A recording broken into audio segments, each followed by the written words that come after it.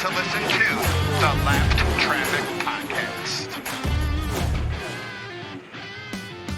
What is up, Lap Traffic Nation? Welcome to episode 233 of the Lap Traffic Podcast. I am your host, the Professor Brandon Crowd. Oh, man, hope you all had a fantastic weekend, all that good stuff.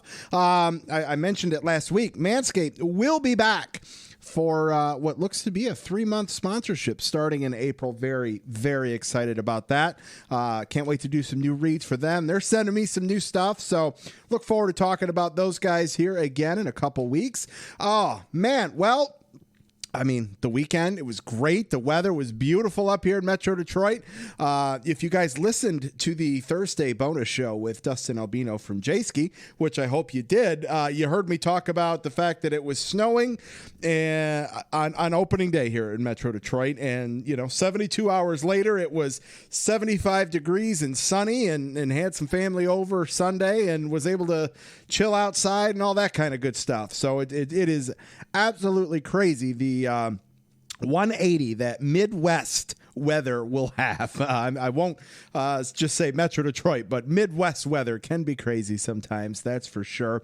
Man, what an opening day it was, too. A lot of crazy games out there. Miguel Cabrera hitting a home run in a blizzard flurry. It was pretty fun to see and all that good stuff. Speaking of last week's shows, hope you enjoyed both shows. Tuesday's show last week, NASCAR and Grant Enfinger were on, and then Dustin on Thursday for some bonus content. So if you haven't checked out episode 232 and 231 from last week, there hasn't been any racing, so that material isn't dated yet. So definitely go check that out. I'm kind of rolling through the intro here just because of what's coming up tonight. You could maybe call them long-winded guests, especially the last one that's going to be on tonight. You've probably seen it or have seen it on Twitter. A little different format tonight since there really isn't any racing to talk about. No lucky dog picks, no race recaps. We'll have Neudorff on for some weather and a fantasy segment. But what are we going to fill the time with? So I thought tonight would be a great night to just kick back, have some fun, and what better way to do that than have two of NASCAR's favorite parody Twitter accounts on, NASCARCASM and the Orange Cone. Kaz is going to kick things off in just a minute, and we will close the show with the Orange Cone. So you are definitely going to want to stick around for everything tonight. After Kaz, have some social media shout-outs, get Neudorff on. I did look. There is a voicemail on the Wave Around hotline, so I will play that even though there's not a lucky dog and lap down thing. And then we'll have some fantasy, which would usually close it out. But instead, we will have the Orange Cone close things out. So without any further delay, let's get NASCARCASM back on the line. All right, Lap Traffic Nation, joining me on the line, making his 7th appearance on the show. He has been a supporter from the show from the beginning. He's your one-stop shop for fake driver techs on NASCAR.com. He always has the best memes, and he just officiated the 5th annual Peeps 400. Welcome back to the show, NASCARCASM. Kaz, what's up, brother? I'm proud to be 7-time now. Yes, that's right. It's like, the one thing me and Jimmy have in common. Yes, that's right. Yes. Yep. And you hold this. There's a couple with 6 and there's a couple with a few more, but yeah, you are the lone 7th appearance on the show at the moment. So absolutely. It's a good round number. I like it. It's excellent, man. Yeah. So what's been up to, man? How you been? It's been a minute since seen you, talked to you, all that good stuff. We're doing well. I'm liking the start of the season and everything. I got the vaccine, so I'm happy about that. I just melted a bunch of Peeps in the microwave and didn't get divorced. So I mean, I'd say everything is pretty rock solid. That's 5 years in a row I've been pushing it. Still no papers. Right. So yeah. That's funny because, I think we all have that one thing. It's like, man, I can't believe my wife hasn't, divorced me because of X. And yes. Did you ever think that was going to be your reason as to, I'm melting Peeps in a microwave and I'm waiting for paperwork. Well, I mean, in hindsight, I was being 2020. I would have written it into my own vows at the time. But she'll walk in after a hard day at work and inhale, be like, oh God, it's the thing with the Peeps, isn't it? And I'm like, yes, it is. It is. You know, it's funny. You seem to come on the show around the same time every year, which is kind of ironic now. So now it's just going to have to be a thing that you come on around the Peeps 400. It's the fifth time you've done that. It's the fifth year of the show, and I believe you've had 5 different winners for the Peeps 400, if I'm correct. Yes, I believe so. I know for a fact we've had Clint Boyer. I believe we've had Martin Truex Jr. This year it was William Byron. I forget the previous 2 years. I forget like the first 2 because I'm an old. Right. And I have a limited bandwidth up here in the head now. But it's pretty exciting. Now, if we ever have a repeat winner, then that'll be pretty amazing. But but this year it was pretty close between Blaney and Byron. But side by Byron. side. Yeah, Byron just pulled it out there, man. It was pretty incredible. I love the dedication to that. You had the Barney the Flag Man, Peep Man, and the checkered flag giveaway all worked in. If you haven't watched this year's Peep 400, Chasm's tweeted it out. Go to NASCAR's YouTube page. It's there. It's a great 6 minutes, even though they ran 7 minutes. So walk us through the 7 minutes of action while you were standing there, just watching in the microwave. A lot of it was holding my own head in my hands, to be honest. I was like, I'm gonna save the viewers from 7 minutes of this crap. We're just gonna, edit it. All that happens is they, kind of sort of, they pucker up, they bloat, they expand, they pop. That's when we get a smoker, and they turn. Once the microwaves hit the sugar, it kind of sort of turns out like a caramely brown color. And once you take them out, then everything hardens. And so it's just this it's this hard plate of goo, and I gotta throw. You immediately have to soak it because Brandon, these are crate and barrel, man. I don't like to skimp on the racing surface, man. And we added some good quality dirt down there this year. You bet we did. You bet we did. It was pretty involved, but again, if I don't even want to watch 7 minutes of it, so I'm just gonna, we'll just shorten it and get to the sweet part. Yes, I love it, man. That's hysterical. Yeah. I love it. We worked in Larry McReynolds and all that this year. It was great, guys. Go check it out. That's for sure. Speaking of dirt and all that, what was your thoughts on Bristol, man? I was a big fan of it. Obviously, no one likes rain, Brandon. No one who is living. If you're a plant, if you're a tree, if you're grass, maybe you love it. But with all the kind of sort of belly aching that was going on Twitter, the general sentiment, at least in this household, was when this kicks off, man, it's absolutely gonna rip, and it certainly did. I'm totally for anything new, and went into it with kind of a let's wait and see here how it goes, and then after that first practice session, I was basically, I really wish I was there. I wish I had to, pick dirt out of weird body parts. I wish I was there to experience absolutely all of it.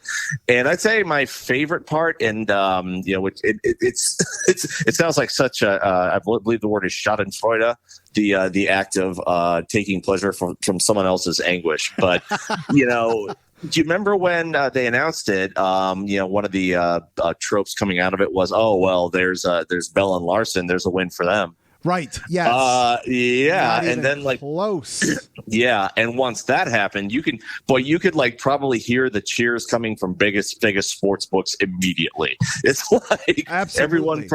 Everyone probably wagered on Bell and Larson, and then suddenly it's who's going to win? Is it apparently seasoned dirt racer Martin Truex Jr.? Right. Daniel Suarez with his 30 laps of practice the week before. It was fantastic. It's the you don't know what's going to happen factor, and in the I guess kind of sort of the vein of 2021 continuing to be weird. Did you think at the start you'd say, Christopher Bell is going to wreck out at about lap 50, but don't worry, he will already be in the playoffs because of his road course prowess. Right? Yeah. No. It's not at all. No. So I like throwing the curveball in. It was a lot of fun. It was. I tell you, when I had high hopes for the trucks and the trucks delivered, and I was, I didn't know, there was nothing to compare it to, so what am I going to get?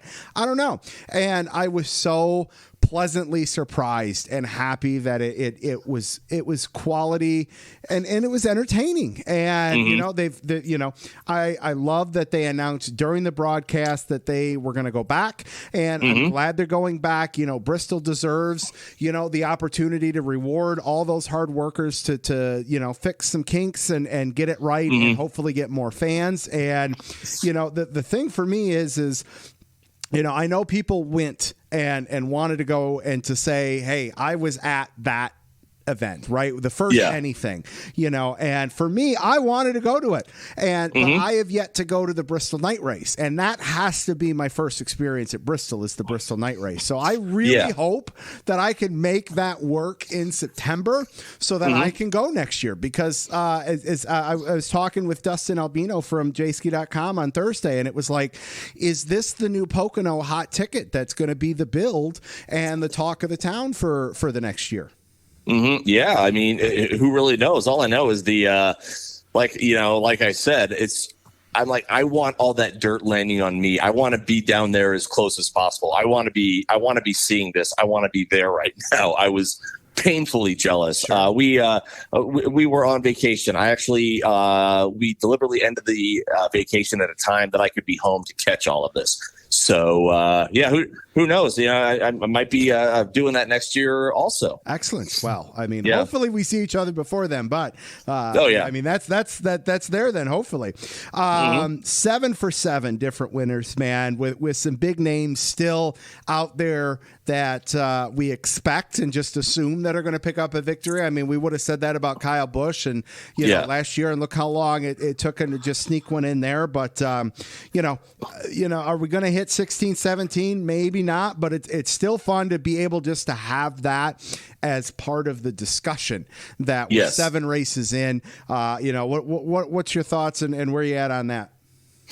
Again, it goes back to the kind of like the Bristol dirt aspect, where it's you never know exactly what's going to happen. And I'm one of the things that I'm careful to do, Brandon, is never declare myself to be smart. Now, I do that enough with my own actions, let alone my words. I always do that. But one of the things I always do is never go on Twitter and be like, oh, exactly what's going to happen. Right. Everyone who thought that probably Hamlin or Harvick would just pick up from the domination at the end of the 2020 domination and just it would kick right back into gear.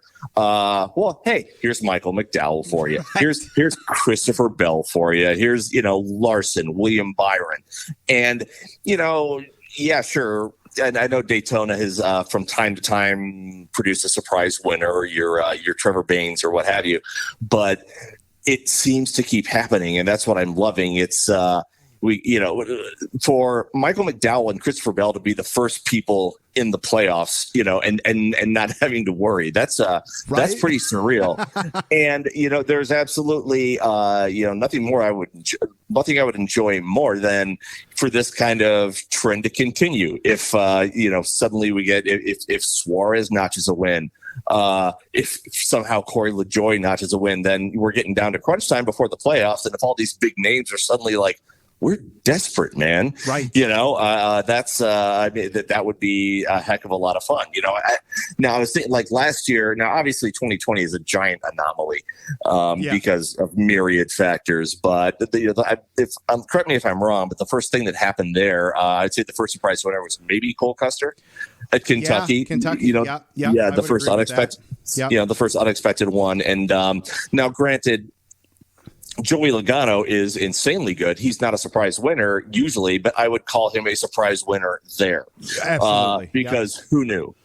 So I'd say he can definitely get lumped into the surprise winner group right there. But I mean, did you think JGR would be like, okay, Christopher Bell will be the first one in? Right. And if you had asked me to pick, or order the 3 Penske drivers and who's going to get their first win, I would have had it the exact opposite. Like I would have had Brad, Joey, and then Blaney, and it's Blaney, Joey, and now we're still waiting on Brad. Like I would have lost that bet pretty exactly strongly.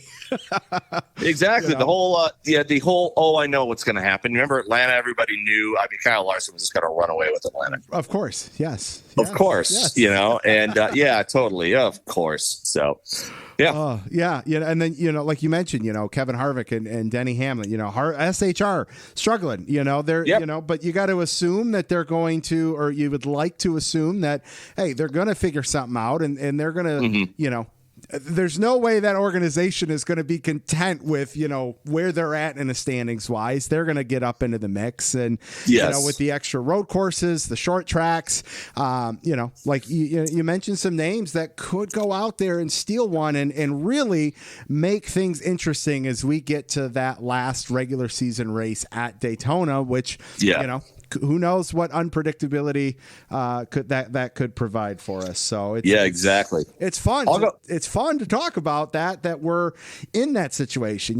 Kevin Harvick, 9 wins last year. He could have won all the first 7 races. We're getting pissed off and complaining about lack of parity and all that, and we got the exact opposite right now.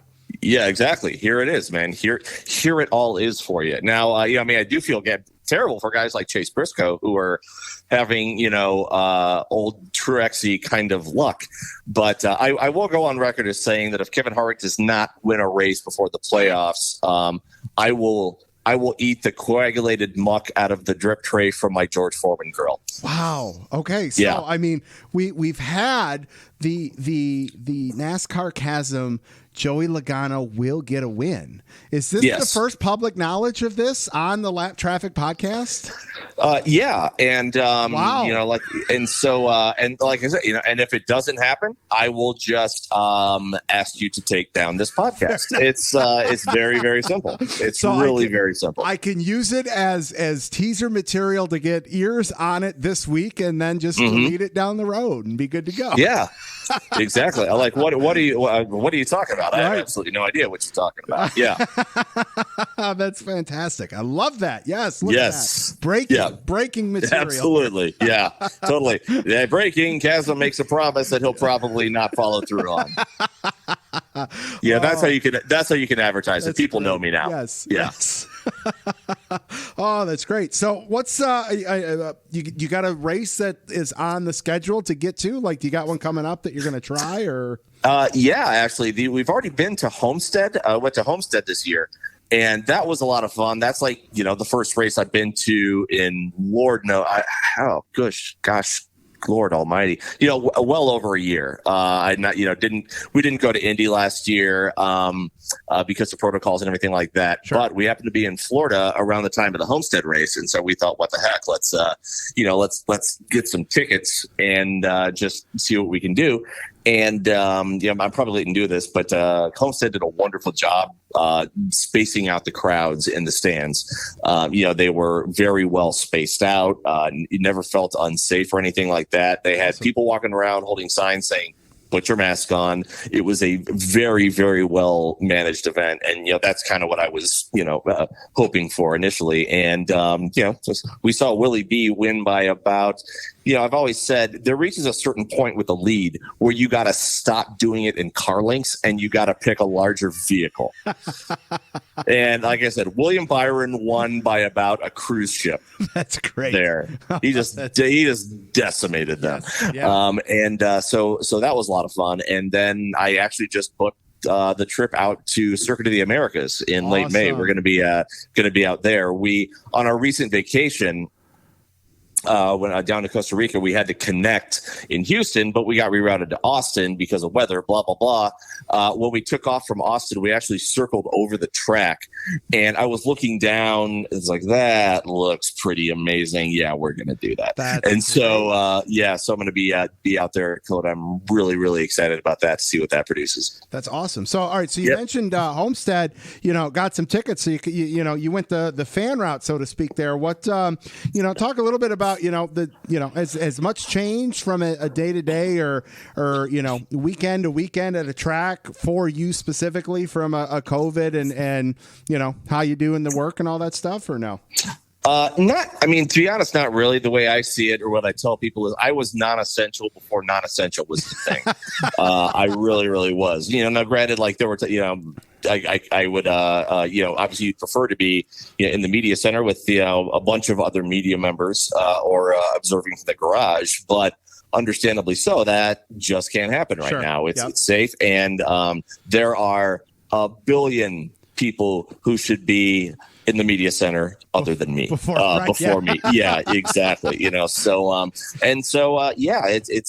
I highly recommend it. It's fun to just be in the stands, to run the concession stand during that was the first time that I was really like, oh wow, these stage breaks are really helpful, because it's just oh man, that Mountain Dew is about ready to. I was like, oh sweet, 20 more laps until the stage break. Rock on, So I really got to experience the benefit of the stage break. It was a perfect day out there in Homestead. It was relaxing. It was wonderful, and just kind of cathartic, like the first semblance of, wow, I kind of sort of feel like it's a little bit getting back to normal now. Not entirely, right? No, but a little bit, absolutely. But and I'm for the foreseeable future, I'm not going to ask anybody like, hey, can I get in the infield? Hey, can I get media credentials for that? Yeah. No, I do not need to be there. Yeah, no, I hear you. Yep. And it honestly, some of the tracks that are on my list are ones that I for the first time, you almost want to do it from a fan perspective, and yeah, exactly. Bristol Night Race. Yeah, I want to be out there, in a turn, mm-hmm. or and see that from the fan perspective, and yes. Get the sound, get the feel, get the smell, get all of that. Do that. And that. Go from there. I'm absolutely all about it. That's the same thing I'm doing at COTA. I got me a ticket at one of the turns, but I want to walk around and see what's going on. That's I forget the lake, the 3+ mile track. There's different viewing areas, and I want to walk around and take it in. Yep. You kind of know what happens in the garage, anyways. Right. Yep. You've been there, so let's go see the track, see what they got brewing here. Just kind of sort of take in all the sights. It's a new track, let's do it right. Absolutely, I'm with you there 100%. All right, man. Listen, so the Orange Cone is going to be on later tonight, and you guys have done some joint shows with me in the past and all that. What's something I should just throw at Cone? Question, what should I just throw his way that he would know is coming from Kaz? Oh boy! Now here's the problem with that, Brandon. The inside jokes we have are not for public consumption. They really aren't. So what I'm going to tell you to do is tell him hello. I wish him well, and that I really wish I could give you a little in one of the ingredients of one of our inside jokes to pass along that only he would know. But we're just gonna play it safe. Fair just enough. Give him a hearty hi, how you do kind of sort of thing. Well, and speaking of hearty hi, how you do's, Brian Neudorff told me to tell you hello as well when I told him you were going to be on. So excellent, my man Brian. Yes. Totally. Who. An absolutely wonderful human being, despite horrible choice of university. Absolutely wonderful. And you know what? Brandon, you and I can agree on that, can't we? Yes. Oh, we can absolutely agree on that. Okay, thanks. 100%. Exactly. 100%. Okay, good. Speaking of that, Michigan crapped the bed against UCLA, and put on a great game this past Saturday night. Who do you got in the big one tonight, man?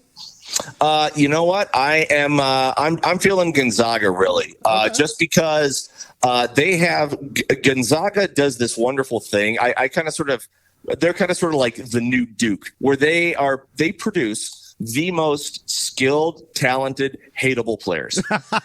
I'm just like, God, I hate that guy because of the way he looks. I hate the headband. I hate the mustache. I hate everything. And then they go out there and decimate you. So I respect that. It's like a whole team of Leitners and Bobby Hurleys, and I absolutely respect that. And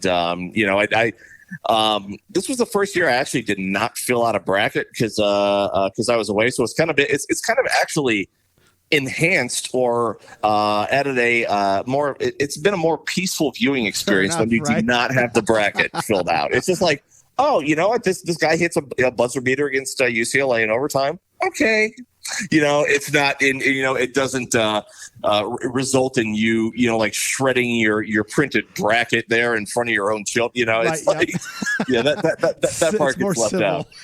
Yeah, that part absolutely gets left out. That's awesome. Well, Matt, what's any fun things coming up that you want to tease, or anything coming up down the pipe? I mean, we're always punching out the content. I worked up something I was kind of proud of, and I needed a little bit of the help of Steve Lavender for this. But I think coming up this week, Brandon, I produced, I designed, I created, and it's going to be a gallery entitled "The Paint Scheme That Everyone Will Like." Awesome. Now, I mean, paint scheme people are very, very particular and critical of paint schemes whenever they're. I mean, it's a new thing because paint schemes are art, and people are very passionate about their art. So I kind of sort of noticed, hey, here's what people like, here's what they don't, and so what I have done is I have used data, I have used anecdotal evidence, and I have designed the paint scheme everybody will like. That's all right. Can you tease the number on the car for that? That's going to come there. There is not a number on the car. Okay, fair enough. No, right, good deal. Exactly. Because you know why? You don't want, because then that would create bias. Yes, because people would associate a number with the driver they like or driver they don't. And so we eliminate that element. So you eliminated manufacturer as well, I would assume. Yeah, maybe not. I don't know. I just use the template, but seriously, it's that's awesome, man. I'm excited. Yeah, so that'll be coming up. I'm very, very excited. Now, when I say that, it's actually more possible that everyone will hate it. Well, hey, but I mean, like I said, there's a lot of science involved, a lot of thought, a lot of preparation and care. I was basically Picasso in front of a blank canvas. This is my Sistine Chapel. That's awesome. Even though that wasn't Picasso. So I know. do we need to get this to Lionel to create like a limited edition die cast? We'll see. I'm still working with Lionel. I want to get a die cast Pete for William Byron made, but we'll see. They're they're on the long list of people who don't call back. Right. That's great, man. Yes. Listen, where can everybody follow you on social media if they don't already? We are at NASCARCASM on Twitter and at NASCARCASM _ on Instagram. And the reason why is because I signed up with the regular handle and then I completely forgot the username and password. Man. It is on Instagram. It is at NASCARCASM _ Excellent. And that only if you want. It's mostly vacation photos. Hey, nothing wrong with that. Nothing wrong with that. Well, man, listen, it was great to catch up with you. Thank you so much for coming on to the show, having some fun. Look forward to catching up with you down the road, whether on the phone or at the track, man. It's it sounds good. It feels, man, it feels like green flag on normal. It's a little bit away, but I feel like it's approaching. Yes. So yeah, that's what I keep telling myself. Green flag on normal is, like I said, we don't have the time just yet, but I feel like we're getting there. I'm with you 100%, man. Listen, great to catch up with you. Stay safe, stay healthy, and we'll catch you soon. All right. Take care, Brandon. Thanks for having me on. Oh, Lap Traffic Nation. How great is NASCARCASM? Always just so much fun to talk to. And we got a new bet out there made by Chasm. Oh, that's awesome. That's definitely making me teaser clip tonight. That's for sure. Let's see here. Well, all right. No racing to recap, obviously. Can't wait to talk a little Martinsville next week's show and all that good stuff. Trucks, unfortunately, aren't back until Richmond, so we got an extra week to wait for those guys. We'll get some follower questions and all that good stuff, too, after Martinsville. See where you guys are at. into the season and go from there. So I guess it's time to do a little social media. Everybody, make sure you check out the website, thelaptrafficpodcast.com, Facebook, The Lap Traffic Podcast, YouTube, The Lap Traffic Podcast, TikTok, Twitch, Instagram, Twitter, all at Lap Traffic PC. If you've made it this far into the show, please leave a review on whatever platform you're listening to. 5 stars, of course. Giveaway, man, getting there. Finally, it's been a minute, but we're getting there. Home stretch, less than 150 away from giving away the Clint Boyer diecast, some Lap Traffic swag. So let's get those retweets. Let's get to 5,500. Give that away so that I can get this off the desk and into your hands. Some lucky follower is going to get it. And speaking of followers, some new follower shout outs. Jeff Murkowski at _NASCAR Jeff. Big wrestling fan, NASCAR fan. He's a butcher and a baker. I mean, I love all those things. I love to, mess around with some meat on the smoker. I mean, I'm not a baker. Lindsay is, but NASCAR wrestling, WrestleMania coming right up, man. You should probably check out Thursday's show. Dustin and I talked a little wrestling there for a minute. Gage O'Leary at NASCAR_O. Eric Jones, a Michigan fan. Go Blue, man. Hell yeah. Justin Steen or Stein. Every time I see that word, all I can think of is my cousin Vinny when they're sitting there and they introduce the guys, and it's Steen. He called me Stein. It's Steen. So I hope I got it right there.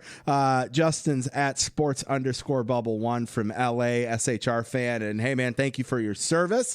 Moonhead at It's Moonhead messes around, hangs out with Kligerman, Landon Castle over there on the E-Racer series. Great to have you on, man. Easy Speak at Easy Speak Cast, a Michigan podcast talking sports, beer, barbecue. Yes to all. Let's do it, man. And of course, if you guys want a free koozie and some stickers, all you got to do is fill out the contact page on the website, thelaptrafficpodcast.com, and I will send one out to you for free. All right. That's the social media there. Let's get Mr. Brian Neudorff on the line. All right, Lap Traffic Nation, joining me on the line. You can follow him on Twitter at NASCAR_WXMAN, along with Aaron Studwell at Race Weather. He's back to give me some shenanigans and to mock me hysterically for putting away the snowblower. It's Mr. Brian Neudorff. Sir, good evening. How are you? That's on you. That is 100% on you. No, what made it worse is you went after me. I added at you. You added at me. I mean, at this point, you might as well have just sent me a screen grab. I mean, those people actually are like my savior compared to what you were.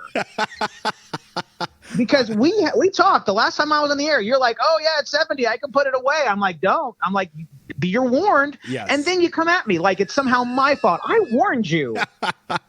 Well, the good thing was that it was the ground was so warm that it didn't stick to that. But the best thing, I don't know if you saw it. Did you see a picture of the Tigers Indians home opener game? Yes, I mean, I saw. I saw some of that. Yeah, I mean that was actually kind of cool. Just because I wasn't down there freezing my ass off, but it was fun to see. And I mean, I love to poke fun at myself, and so that was a great opportunity to do that. But I'm going to say I was very disappointed in you for, and you went after me. You could have at least gone after Aaron. I mean, I swear. Why was it my fault? I warned you. I was the one at least said, don't, I said, be careful. Yes. And then you come and then you blame me of all things. That was the part. I'm surprised I didn't ban you. I should just ban you. That's what I should block you. I'm gonna tell. What do you have competition? I want to know so I can tweet there and say follow those people. Hey, I mean, there's a lot of us out there, so I'm sure there's some. I mean, I know. If you're a competing podcast and you want people to follow you, just ask me and I will say follow them, not Lap Traffic. I will just I will do that now. That's great. I love it. That's great. I love it. And by the way, this is my last time on this show, so it was good. Everybody. No. Oh, nonsense. Oh, all right, man. Yeah. Well, where can you get free labor? I mean, I feel like I'm paying you to be on this thing. It's I mean, there are a few people I owe some checks to. You, Aaron, Striegel. No, with the abuse I give you, you don't owe me anything. Okay. Appreciate it. All right, where do you want to start? You want to start with Bristol or Michigan's horrible, lackluster performance against UCLA? You know what? I feel like I haven't. First of all, we lost to North Texas. I feel like I really don't have any room to blast you for the whole. I mean, the only thing for the Big Ten looking like crap is it makes IU season look even worse. Okay, I mean, right. If the Big Ten sucked that bad, why couldn't, with all that talent, IU do any better? So at the end of the day, I walk away. And at least our team was young and wasn't even supposed to make the tournament. So I walk away with that. But no, I'm not going to give you. I jokingly said only because you. Like I said, the only reason I went after Michigan was because you threw me under the snow bus. Okay, the Zamboni. Yes, I did. Man, I tell you, that game was. I had such high hopes. Even when they were down, I'm like, they're going to come back. Their second half team, they're going to drain UCLA a little bit. And they did. But, man, when you go down the stretch for the last, 3-4 minutes of the game and you miss 8 gimmies, basically. They missed layups. They missed jumpers. They missed open threes. And the defense, it wasn't like UCLA was scoring either. It was a 1 to 2 point game. And, and they just couldn't get it done. So, props to UCLA for taking advantage. Plus, I look at it this way. Michigan gave us maybe the best NCAA game. When I say Michigan, they not by them playing, but for the fact that by losing, we got the UCLA Gonzaga game. I mean, I expected that to be a high scoring game. I didn't expect 92 or 94 a piece. Well, I'm not talking about these. I'm not talking about the fact that it was a high scoring game. I'm talking about the fact that, the thrilling, the lead changes, the amazing last, end of the game winner, from nearly half court, Oh yeah. No, I'm with you. Yeah, if Michigan had been there, they would have lost by, a lot of points. So, Yes. No, and I'm curious what we're going to get tonight. Who do you got tonight?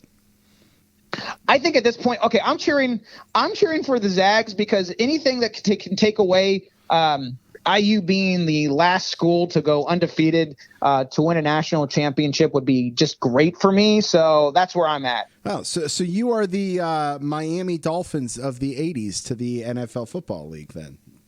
Yeah, anything that listen, I this is a rivalry thing, Yes, it'd be like, so, if it was Ohio State and, they were going to be unthrown potentially by somebody, you'd be like, oh yeah, go. So I would. I absolutely would. Not even going to hide that fact. At this point, I don't know.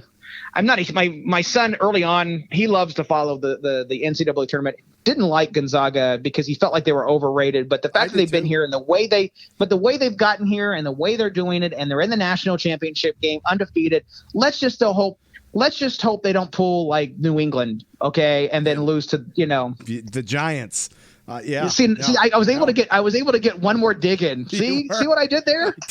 I did. I love your segues. All right, let's talk a little Bristol. What did you think of Bristol Dirt? Because we haven't talked to you since, and that's been our last race. So what'd you think? I'm not gonna lie. If anybody followed me on Twitter, I was kind of making fun of it. I was making fun of the fact that all the dust and everything like that. I sent pictures out of haboobs and stuff like that, the dust storms and stuff. And I love the one where I said, live look from front row, so, and I don't know. I'm kind of indifferent, maybe I didn't wow me like I was hoping it would. It wasn't like, and I think the reaction is general from what I saw on Twitter, at least during the race.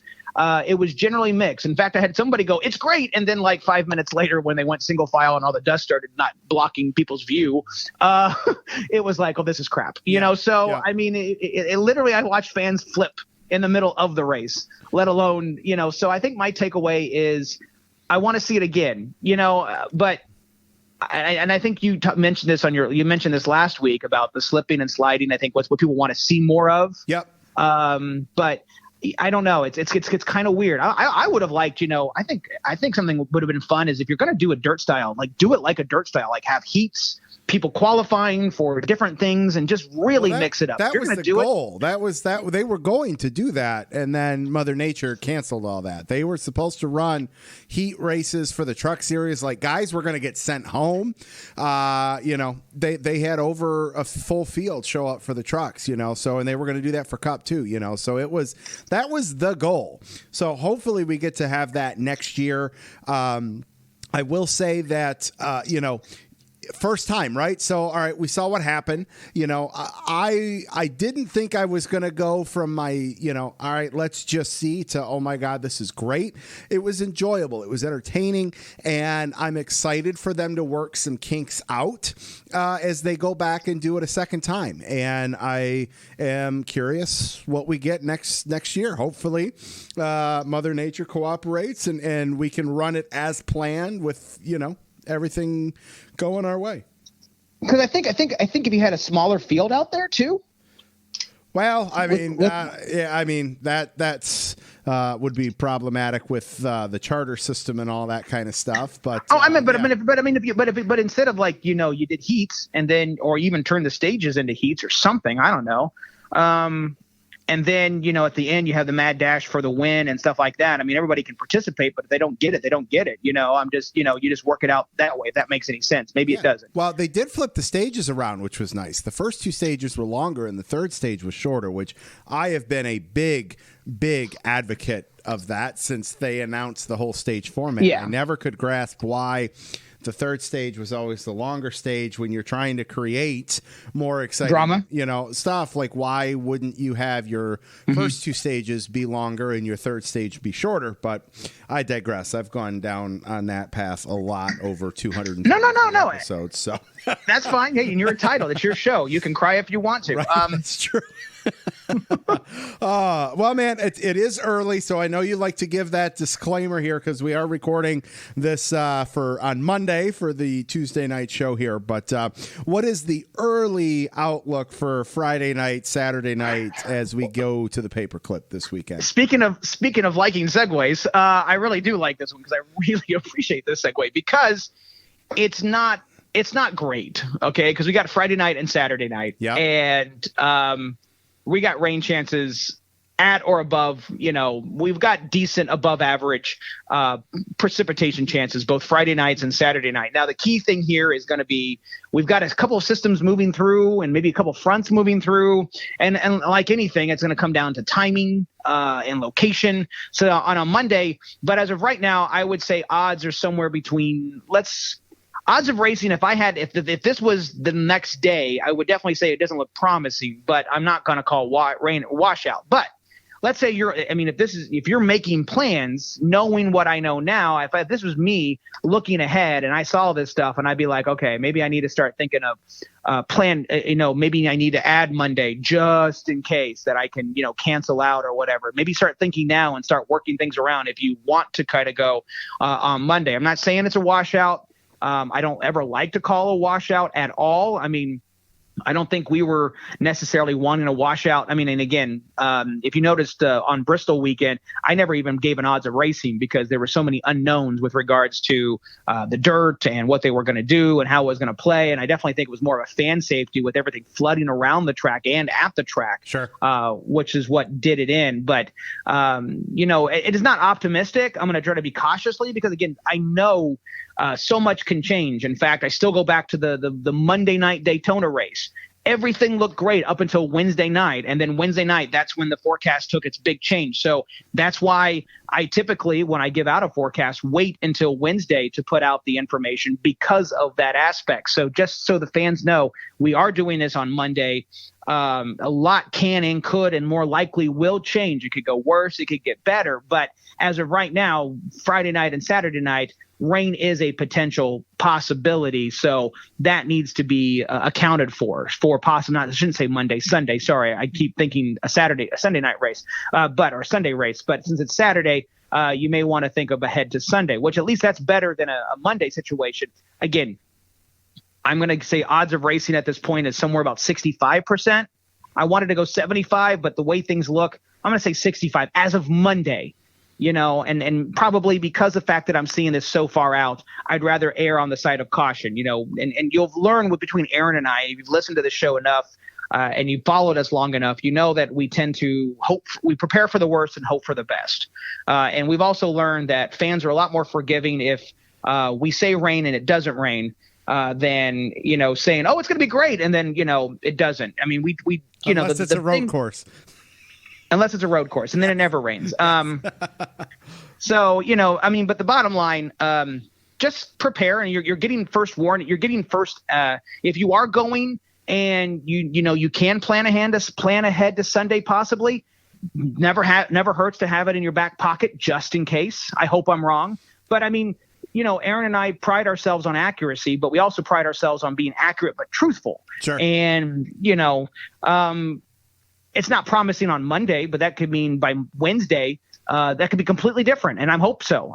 So, but I'm telling you like it is from what I see right now. And I quickly looked at things before getting on here to get the latest information. So yeah, there's chances of rain. It doesn't mean it's a slam dunk. I don't see anything that looks like, Bristol, where it was just hours and hours of inundated, rain and flooding. So that's the good news. And I don't see snow. That's another good news because we've had that at Martinsville and Bristol. So, but Michigan, at this point, you've jinxed yourself. So I wouldn't be surprised if you get frogs. Okay. Fair enough. Well, Lap Traffic Nation, great reason to go follow Brian if you don't already at NASCAR_WXMAN, along with Aaron Studwell at Race Weather to get up to date forecasting as we get closer to race weekend, sir. And who's also not responsible for it snowing in Michigan, apparently. So only me. That's a true story. Yes. All right, man. Well, listen, it was great to catch up with you. We'll catch you in a couple weeks, and we'll talk to you soon. Sounds like a plan. All right, we'll see ya. Well, Lap Traffic Nation, great to catch up with Brian Neudorff. All right. Normally, this is where the Lucky Dog segment would be, and before the show, I just thought, what the hell? I should check the messages and see if there's any there, even though it was an off week. And lo and behold, there is. You know who it is. It's the voice of the Wave Around Hotline. What's going on, Lap Traffic Nation's voice of the Wave Around Hotline, calling in pre-Martinsville, the best track in NASCAR, arguably. I can argue some other ones. I'm excited for some short track racing. Really don't have much to lap down a Lucky Dog since I didn't see any racing last week because of Easter. But I'm excited to get back short track racing. Maybe we'll get our race different winner. Early Lucky Dog of the season is going to be Kyle Larson for really performing a lot better than I think we thought we were going to on the long layoff that he had. Self-inflicted, obviously. But that just shows that these guys are kind of good at driving race cars and they know what to do. Early lap down, Matt Benedetto. That guy needs to win, or he is not only not going to make the playoffs, but is not going to be in a top-tier ride next year if he don't win.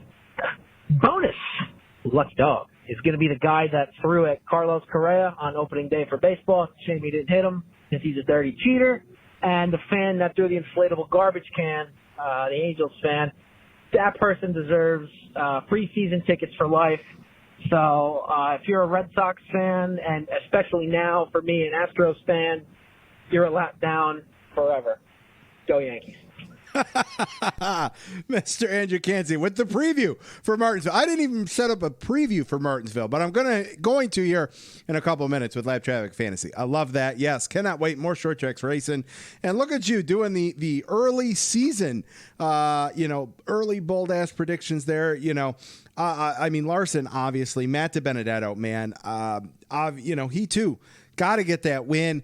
I had such high hopes, and that, second year in, not having to worry about a contract year after year, that he was going to really step it up and that team would step it up, and they still can. It's early, but definitely expected a little stronger showing. Granted, it's been some unique formats, with, obviously Daytona can be Daytona, the road course right off the bat with that. Then Bristol Dirt. I mean, so it's been some unique tracks out there, but hopefully the Matt DiBenedetto team can up their game for sure. All right, let's keep things rolling. Can't wait to have a full Lucky Dog, lap down, full wave around hotline and all that next week after Martinsville. All right, let's get things rolling. Normally we'd be closing it out with a little lap traffic fantasy, but no, there will be more. But wait, there's more. After the fantasy segment, this thing will close out with who knows what will happen with the orange cone. That one has not been recorded yet. That will be recorded, and then we will wrap and post. So cannot wait to talk to the orange cone here in just a little bit. But right now, like I said, it's time for some lap traffic fantasy. All right, Lap Traffic Nation, it's time for a little Lap Traffic Fantasy. Just a reminder, get your picks in by 5 o'clock Eastern Standard Time on Thursday. Check the website out if you need to see who you still have left for Segment 1. It's only 6 Cup races to go in Segment 1, and we're going to declare a winner and reset everything again. Right now, though, I am very excited to have our week high winner from the Bristol Dirt Race. I know you've seen him on Twitter. He's the host of the EG3 podcast. It's Eddie Greer. Eddie, what's going on, man? Brandon, what's going on, man? I'm doing all right. How about you? Oh, doing good, man. Great to have you back on the show. It's been a minute. Man, listen, what'd you think of Bristol, man? I know it's been a week without any racing there, but what'd you think of it, man? Bristol was pretty wild. Yeah, I did not get to see it live because of work, but I got over the weekend, had a chance to catch back up and watch on the DVR, and man, that was some good stuff. So yeah, Bristol Dirt, not too bad. I'm with you. I'm excited for next year. Like, let's do it again. Let's get some kinks fixed, and let's slide around the dirt again. Why not? Yeah, why not? Yes, why not? All right, Matt. Well, listen, let's recap some points here. A lot of people, a lot of the league doubled down with Larson or Bell, a combo of that. Some doubled down on both Larson for both races, and they struck out big time. And you and I both avoided falling trap of the Larson Bell or vice versa, whatever it may be.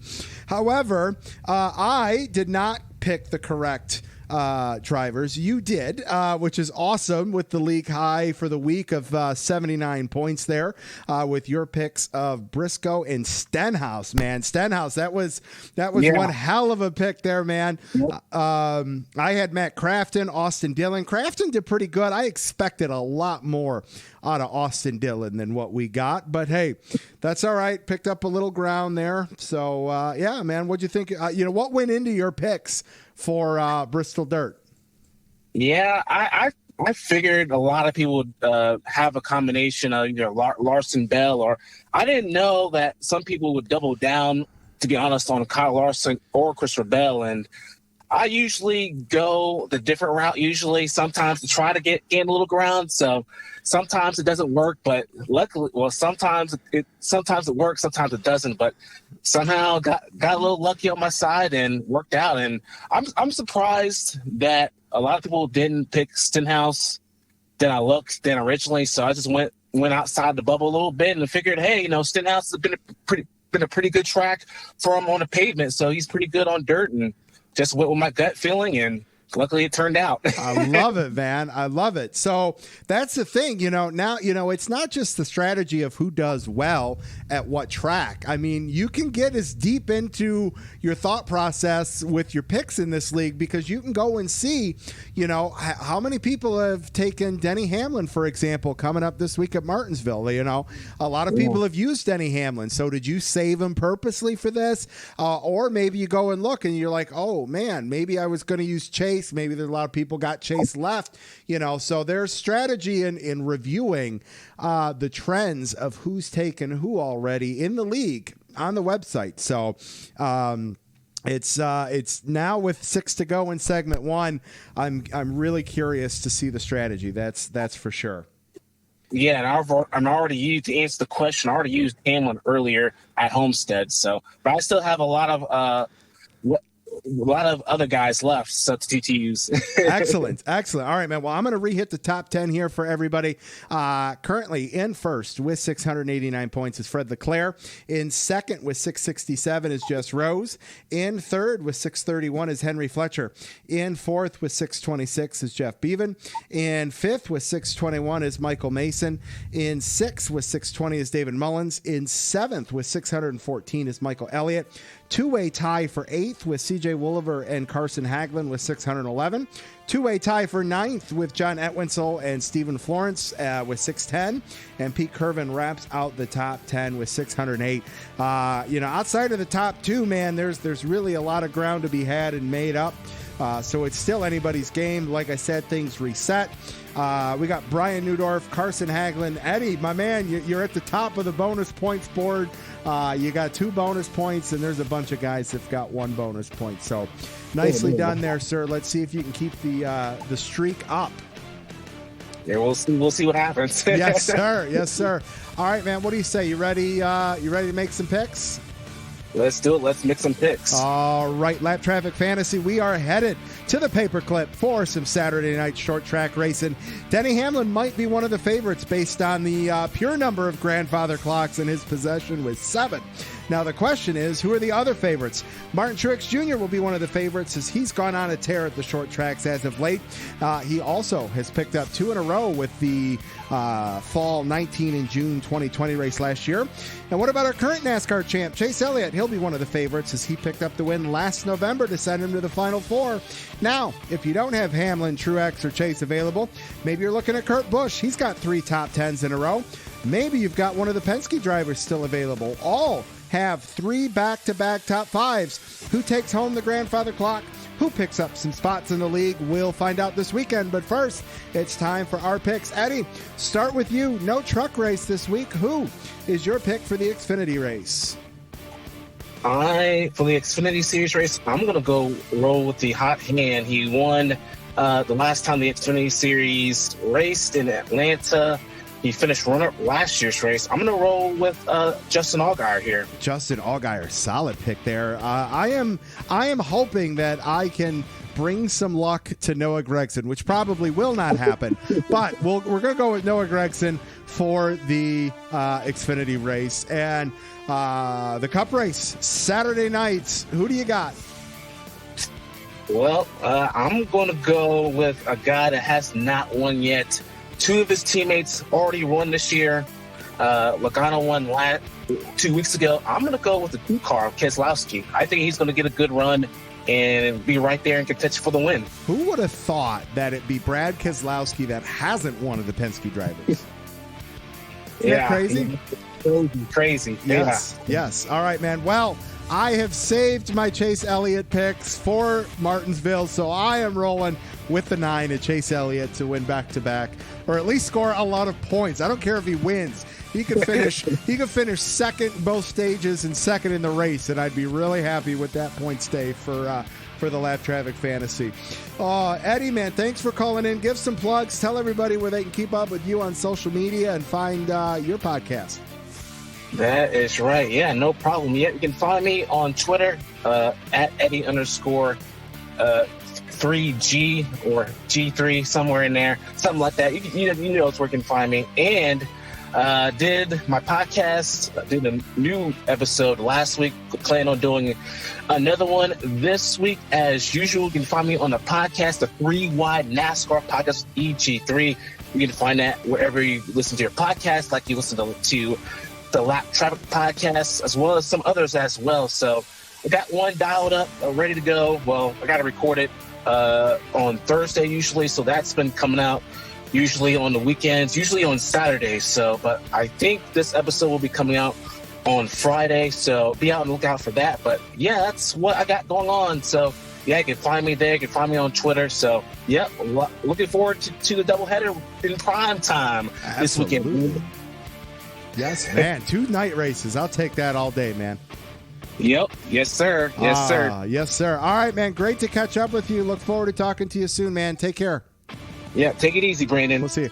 Lap Traffic Nation, great to catch up with Eddie there. Make sure you check out his podcast, his content, all great stuff.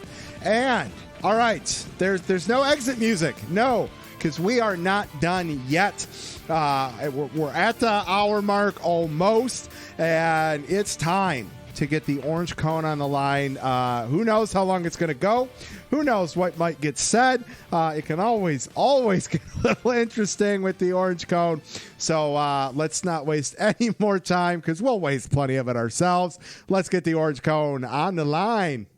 All right, Lap Traffic Nation, joining me on the line, making his 17th appearance on the show, famous for some incredible tweet-ups, fantastic fan interaction, everyone's favorite inanimate object, and he's been around since the beginning. It's the Orange Cone. Brother, what's up, man? How are you?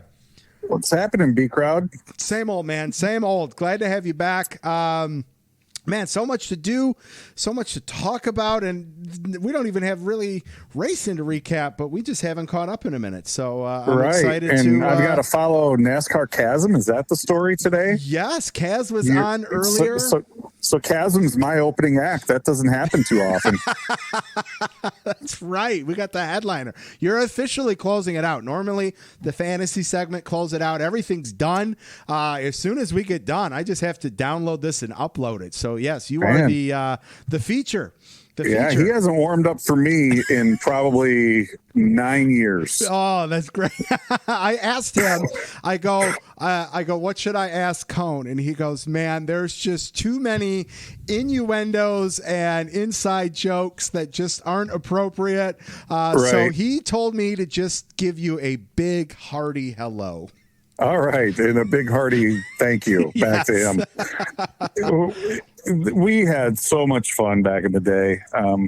Whenever someone, wants to talk about, what Twitter has meant to me over the years or anything like that, the friendships that I made with guys like him and folks like you and, of course, Andrew Sherwin. And, that's to me what this is all about. Absolutely. I mean, and for those who don't know, NASCARCASM and his wife, Jeannie, just two of the just genuinely nicest and funniest people you will ever meet in your life. And, we have shared so many laughs. And, it was, back when I was a lot more active on social media, particularly during the races, we would live tweet the races, and there were a lot of times where we would come up with the exact same joke at the exact same time. It's like, oh, sorry, but it's,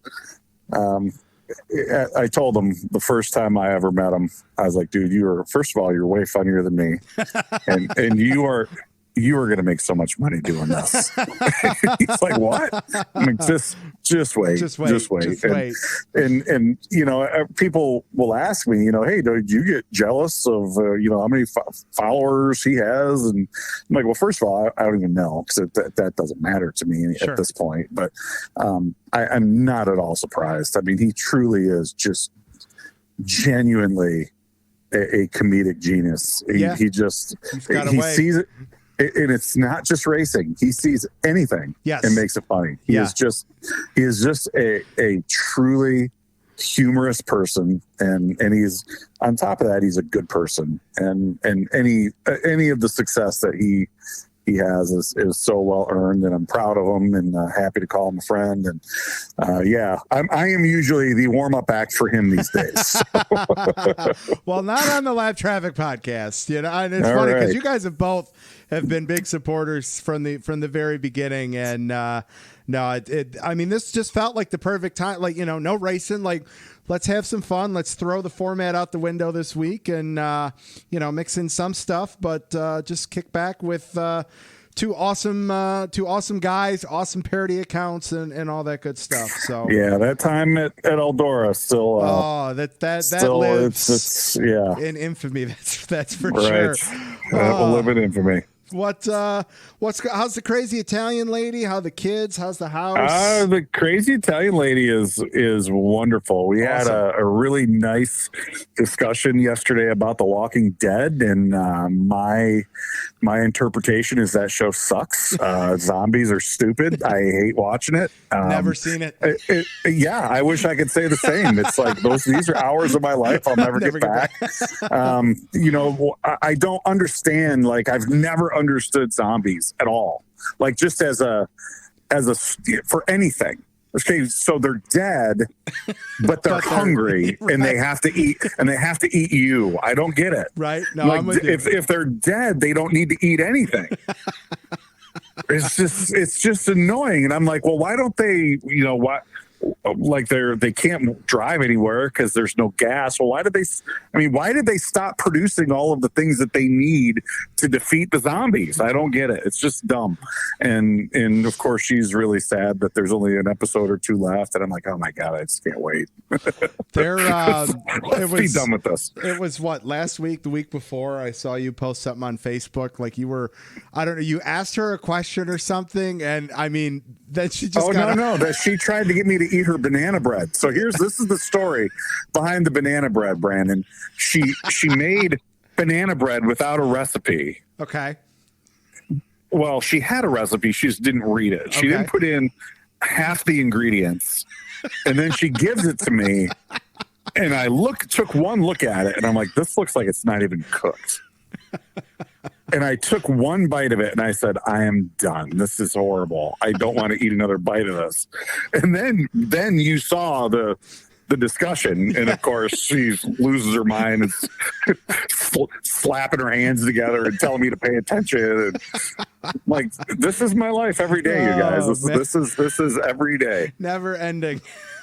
Right. But no, we have a great time. She also is something that happened to my life as a result of Twitter, and you know, I'm very lucky to have her. She's my favorite person in the world, and you know, it's not too often I think that you know, people, you know, find their true soulmate, and I'm very happy to find her. And that's awesome, man. Yeah, very, very happy to have her. That's awesome. And the house is coming good. Lots of improvements. Kitchen looks good. Sitting on the back deck, enjoying a nice quiet night. You know, I think most of the big projects are done. We're going to have a big, you know, housewarming party coming up in September. We'll have a little cookout, watch the Bristol night race, and, you know, celebrate with some family and friends, and it should be good. Awesome. Very cool. Yeah. Well, speaking of the Italian lady, she texted me the other day and asked about doing this in person. And I was like, you know, that needs to happen. Absolutely. And this is, you know, your 17th. So I think what we need to do is like just find some random reasons to get you on 2 more times. And then you know, 20, I mean, you were the first guest ever on the show, you know, so the 20th appearance needs to be big, and you deserve your own full show for that 20th appearance. Sure. So let's, you know, there's a golf course a half mile from the house. Let's maybe we can do it. get Yunkers up here. You know, maybe we can make a thing of this, and we'd love to do have it. some fun. So we'd love to do it. We've been looking for an excuse to come up and visit with you and Lindsay anyhow. So yes, yeah, that would be great. That'd be great. Well, like I said, we'll hell, I don't care if it's the next 2 weeks in a row, and then we plan something for the 20th. But and hell, maybe let's. I think things can. I think that can happen. I think it'll be a good time. So, let's do a little race and talk here.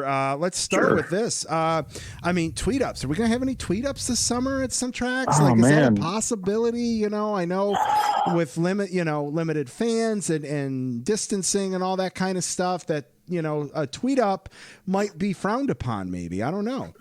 See, I think, excuse me here, I've been up all day, and you're boring me, Brandon. My apologies. But no, I think as we get through the course of the summer and we start seeing the vaccination numbers are continually climbing, and that is a great thing, and it's very encouraging.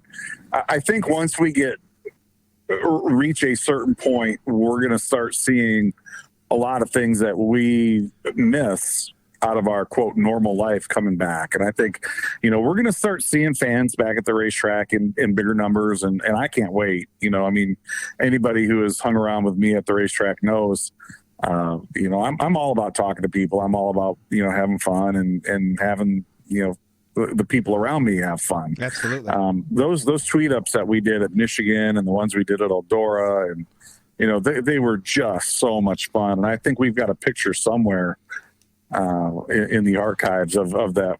The first one we did at Eldora, that one was just massive. There had to have been 150 people there. At least. I miss those, and of course we timed it. So we timed it and we did it right where the drivers meeting was going to let out. So every driver came by and was visiting and we need to find a way to do that again. Those were so much fun. And I think for now, as fans are coming back to the racetrack, they're, and I know what NASCAR's position is on this, and it's hard to argue with it. We're happy just to go racing. We don't want to do anything that's going to put us on the radar for, a super spreader or anything like that. We'll keep everybody safe and get everybody in and out as quick as we can. And I'm down, let's do that. But whenever we can get back to doing it the way we did it for the previous 70 years, I can't wait. Absolutely count me in. Yes.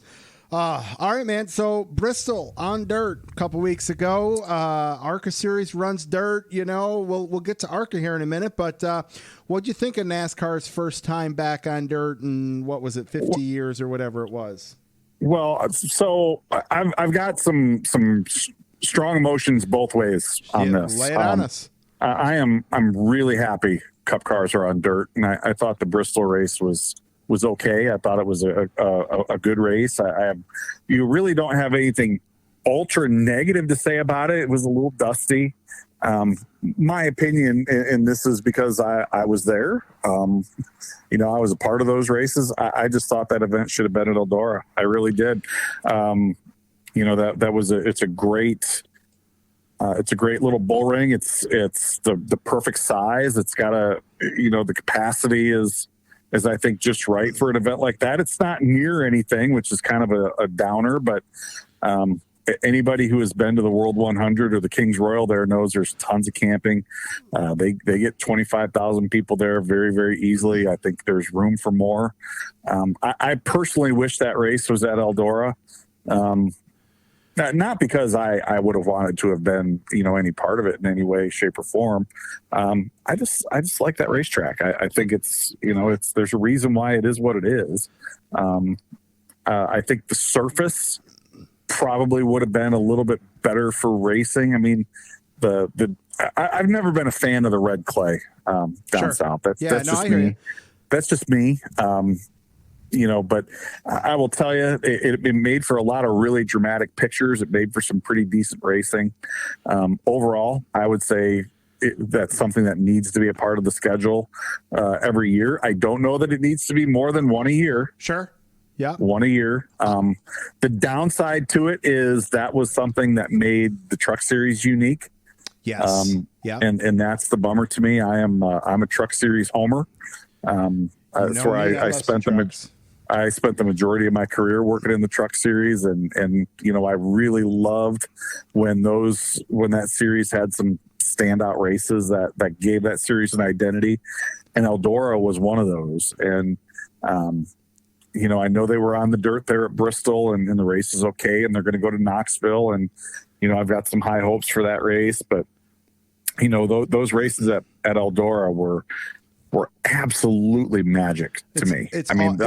They were great. The nostalgia behind the track just adds to it. Right. And as a fan, when you are stepping onto, the facility, if you will, and the nostalgia and the history, that change that gives you a different energy level, and that comes through, I think, when you're walking around and all of that. I'm with you as far as I think it would be great. I hope, I don't know to what degree really NASCAR and Stewart, are maybe at a little bit of a disagreement at the moment in terms of what happened there and the full inside scoop. And I hope that isn't, a serious thing, and that they're able to. And it's honestly, it's none of my business. I'm just coming at this as a fan at this point. Yeah, no, I'm with you. But so I can understand why NASCAR's business model works the way that it does, and they've got a set number of dates, and those dates are assigned to certain various companies, and I get all of that.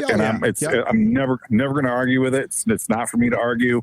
The business is what it is, and it's for them to decide, and they're the no arguments at all. Just as a fan and as someone who lives in the state of Ohio from Absolutely. 2 hours for that racetrack. Yeah, that's just what I would have preferred. But sure. But the race itself was just fine, and I think we saw some people, really put on some very impressive performances. Joey Logano, of course, won the race and doesn't really have a dirt background, and he picked up on it very, very quickly. I think there were some people who I think we expected a little more out of Kevin Harvick and Kyle Larson and yep. Christopher Bell, who didn't really show all that well. But it was a very interesting day. I look forward to it next year. My only gripe would be I hope they ship in some Midwestern clay for that one. Yeah, that'd be nice. Yeah. I would say I love the fact of, when you look back in over the course of the last however many years when NASCAR only had 2 road courses, right? And we had our road course ringers.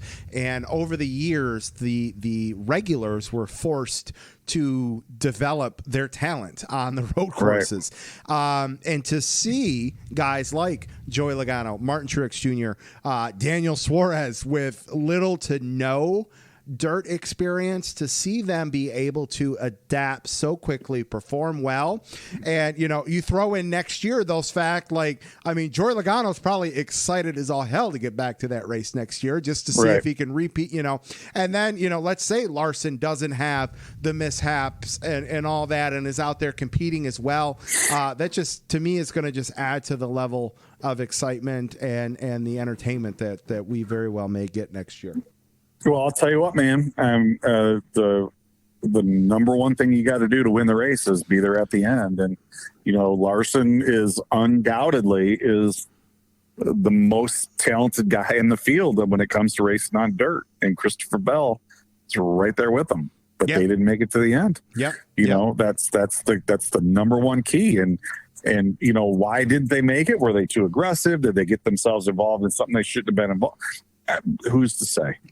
Sometimes you just crash, but that's the number one thing there. And I know there were a lot of people who were disappointed they didn't get to the end, but that's all part of it. Absolutely. 7 for 7 Cup winners, 8 for 8, 9 for 9. How long does this stretch? How many different winners do you think we're going to see this year?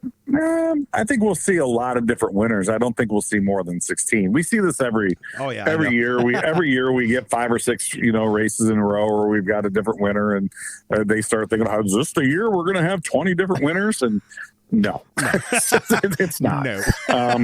I think it's been It's been a terrific, pleasant surprise to see Trackhouse and Daniel Suarez running this good. They've had a couple of really strong weeks. I'm a little disappointed. I don't know if that's the right word, but I would have liked to have seen a little more out of 2311 at this point. Yeah. And Bubba, they had a pretty good run at Daytona going, and then they got kind of, had some issues at the end there. And look, they've got good stuff. Bubba he's one of my favorites, and there's a reason why he can get it done. I don't know what's going on there. I think they've had some bad luck, but I expect they'll get that kind of pointed in the right direction here before too long. But I think the Trackhouse team has been a huge surprise to me, and just based on the last couple of weeks, I mean, they could steal the win here before too long. Yeah, no.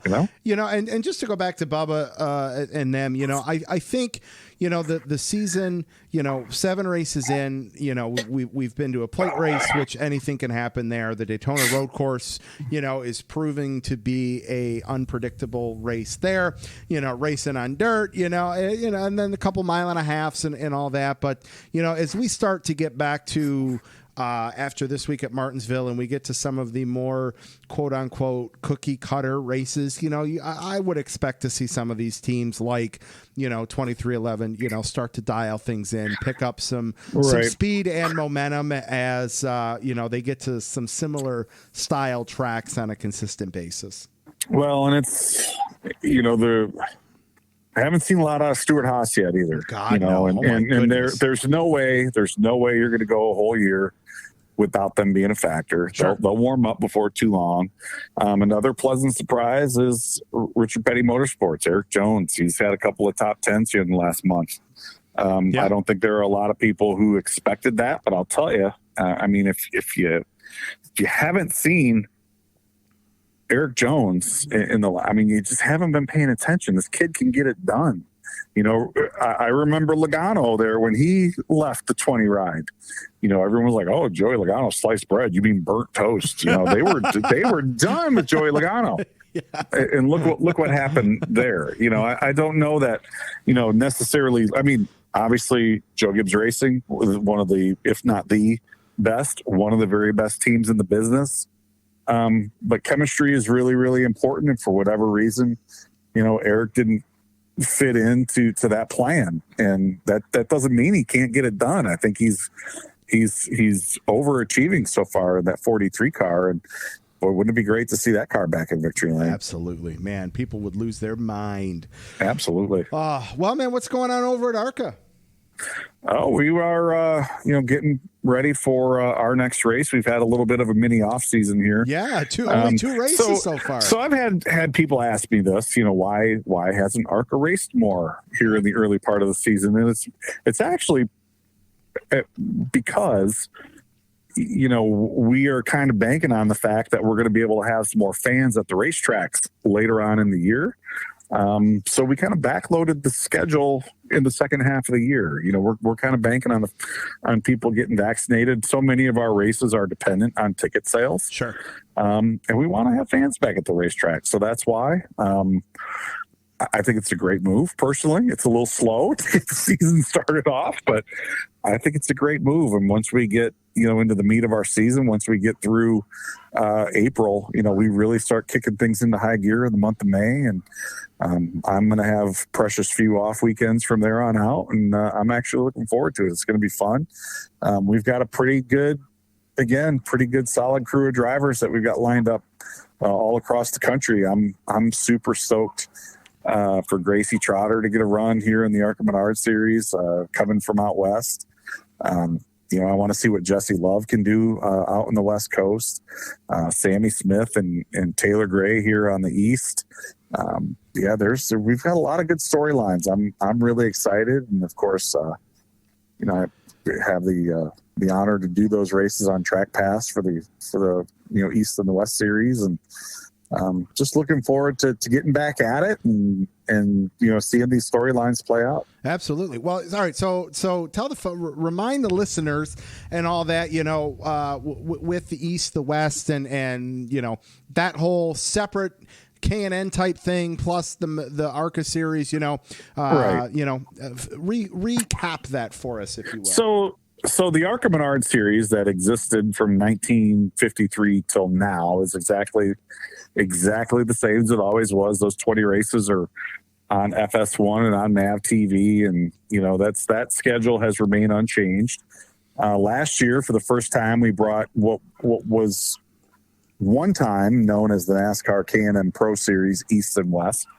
We rebranded those into the ARCA Menard Series East and West. Those races are live on Track Pass, and they are rebroadcast on NBC Sports Network. And they, for whatever reason, have decided to let me call those races, live, which is, like I said, it's an honor and a privilege, and something I've always wanted to do. And boy, I had a great race to call down there at New Smyrna earlier in the year with a 3-wide photo finish for the win, and I had so many people, compliment me on the call of that one, and it's just, it lets you think you might be pretty decent at it. That's awesome, man. That's so cool. I listened to that. It was cool to hear your voice do the, right. Heard your voice for a long time at MIS, right. Man. And that's very cool, man. And, I've kind of gotten away from that track announcing stuff. I miss doing that, but I'll tell you what, I'll take the TV stuff anytime. It's, it is a lot of fun. It's a challenge doing it by myself. To be honest. Well, hey man, let me know. Hit me up. I'll come you call get some one. of these, I'll come right? call. You get some of these races that are 2 hours long, and then you get a 40-minute red flag. Or, I mean, heck, at New Smyrna, it felt like we had a 3-hour red flag down there. That was just, it was torturously long. But you find a way to keep it interesting. And my theory, and I hope people have always figured this out with me, is I want people to know I'm having fun. If I'm having fun, they're having fun. And I hope my enthusiasm and love for what I'm watching comes through to whoever is hearing my voice. And that's really my number one goal, is just have fun doing it. And if I'm having fun, you're having fun. Absolutely. That's without a doubt. All right. So you've been to back at the track yourself, Talladega coming up. Talk a little bit about, ARCA Series plate race in Talladega. They put on one hell of a show at Daytona. They're setting up to put on a nice show here in a couple weeks. I'll tell you what, man, we had a couple of really solid entry lists at Daytona and Phoenix, and I think we've got another pretty solid entry list in the making for Talladega. Last year, that race, it was one of the first ones we ran, if not the first one we ran coming back. And it wasn't great. Okay. Hey, that'll happen. Look, it wasn't great. They're but not here's all the deal. barn burners.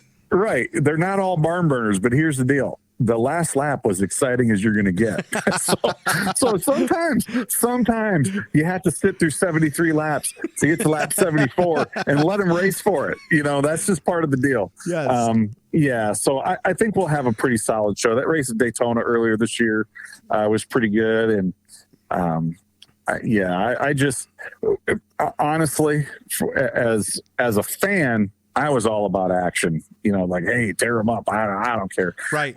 Now working for the sanctioning body, whenever you leave Daytona or Talladega and there haven't been a ton of crashes and you didn't have to go to the care center, and, that's a successful day. Sure. It's almost where it's like, if you get an exciting finish, that's a bonus. We just want to have a good, safe day. We want everybody to roll their cars back on the trailer and call it a day. But I think we'll have a pretty good race down there. I mean, anytime you're getting down to the finish at Daytona or Talladega, they're going to get racy. So it should be a good one. Absolutely. All right, man. Talk about this for a minute. The series, the ARCA Menard series, will be going to Berlin Raceway here in Michigan. I know you've got some ties to Berlin.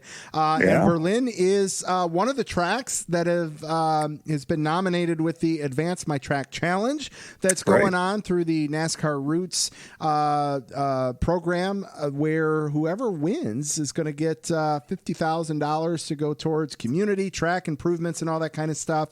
That'd be awesome if Berlin was the winner of the Advance My Track Challenge.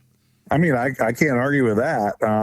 It's hard because I've got friends at all of those tracks who are nominated. So it's hard for me to sit there and say, well, you should vote for them over them because, but we do race at Berlin. And of course, Jeff Striegel, who is the voice of the Cup Series on MRN Radio. Jeff is the promoter up there now, and a fantastic guy. I mean, anybody who has ever chatted with Jeff, you will get two things.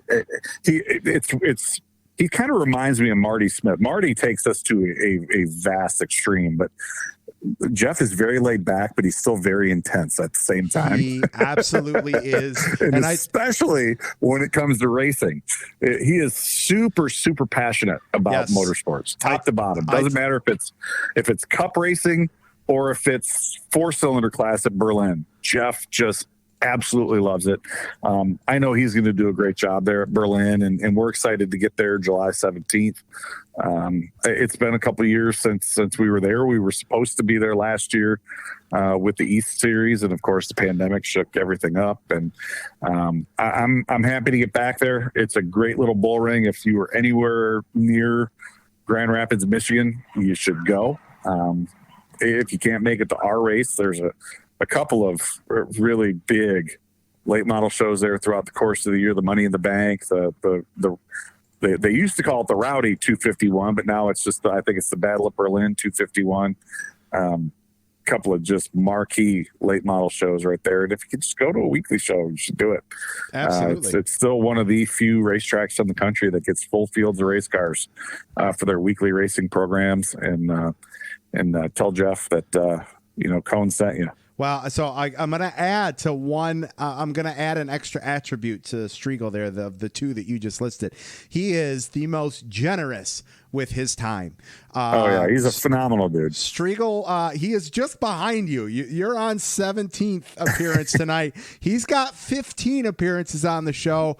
I'm honored that Jeff is a fan of the show, and I mean, there are times you and I have done an hour-long thing, and there are times where it's like when Striegel's on, it's just like the format just has to get thrown out because Jeff and I are just going to have a conversation that's going to go 60 minutes long. There's no doubt about it. And when I was the announcer at Michigan, his booth, the MRN booth, was right next to mine, and I would spend as much time watching, he and Joe Moore or he and Alex Hayden. I would watch them. I mean, watching Jeff announce a race, he is just super intense. It's like, man, I wish I was that passionate about something. Just something. Yes. Just something. But he is just a phenomenal guy, and I'm not at all surprised that he's been on the show 15 times. He's a great dude to talk to. His son Kevin is one of the hardest working PR guys I know, and I'm proud to call them both my friend, and very happy to see them both doing what they want to do. And I know Jeff has been involved in, racing there at Berlin as a team owner, as a fan, as an announcer. He was the right man for that job. And absolutely. I'm happy that he's got it. 100%. Well, man, listen, we'll wrap with this, man. Listen, if you got any of these ARCA kids that want to get a little airtime on something, I'm happy to expand the podcast out to the ARCA series, as you know. So feel free to send absolutely. anyone this way. Where can everybody follow you, the series, and plug whatever, man? Well, you can follow ARCA at ARCA_racing. That's a good one to follow because you can vote for the Reese's Sweet Move of the Race every week. That's a very cool thing that we're doing this year. So yeah, at ARCA_racing on Twitter. And you can follow me at the Orange Cone, although, as I have don't told be people, fooled by the imitators out there. It's at the don't Orange be Cone. fooled. But as I have told you, those with those low expectations are rarely disappointed. That's a true statement. So. Yes. Man, well, listen, it was great to catch up with you. Tell the crazy Italian lady hello. Let's get you on 2 more times so that we can have a proper 20th appearance celebration with you. And man, absolutely. Look forward to talking to you soon, man. You got it, brother. We'll talk to you soon, big crowd. We'll see ya. Yep. The Orange Cone, Lap Traffic Nation. How awesome. What a way to end the show. Hope you have enjoyed tonight's unique show without any racing and all that good stuff. So that is officially going to do it for episode 233 of the Lap Traffic Podcast. Make sure you check out the website, thelaptrafficpodcast.com. Follow on Twitter at LapTrafficPC. Don't forget about the contest. Less than 150 to go. Huge thanks to NASCARCASM, the Orange Cone, Brian Neudorff, Eddie Greer for calling into the show. I think I've got next week's guest lined up. You'll just have to stay tuned to social media. Don't get caught chasing the lucky dog. Make sure you tune in each and every week to the Lap Traffic Podcast. See ya!